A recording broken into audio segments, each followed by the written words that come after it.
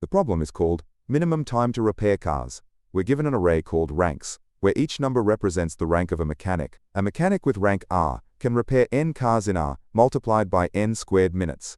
We're also given the total number of cars that need to be repaired.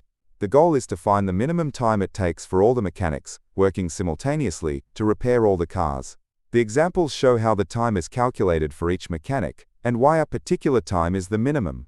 Here's how we can solve this problem using binary search. First, we need to define our search space. The minimum possible time is 1, if all mechanics could fix all cars instantly. The maximum possible time would be if the fastest mechanic, lowest rank, had to fix all the cars themselves, which takes rank cars time. So we initialize low to 1 and high to this maximum value. The core of the solution is the check function. Given a time, this function calculates how many cars all mechanics can repair together within that time. For each mechanic, we divide the given time by their rank, take the square root, and then take the integer part.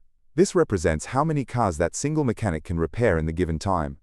We sum up these counts for all mechanics. If the total repaired cars is greater than or equal to the total cars needed, we know the given time is feasible. Now we perform a standard binary search. We calculate the midpoint. If check mid returns true, it means mid is a possible answer, and we might find an even smaller one, so we set high equals mid. Otherwise, mid is too small, and we set low equals mid plus 1. Finally, low will converge to the minimum time which we return. Let's analyze the complexity of this binary search solution. The time complexity is big O of n multiplied by log of m, where is the number of mechanics and is the maximum possible time, which we calculated as the minimum rank multiplied by the number of cars squared. The check function iterates through all mechanics, which takes O(n) time. The binary search loop runs in logarithmic time, O log m, relative to the range between hour and time values.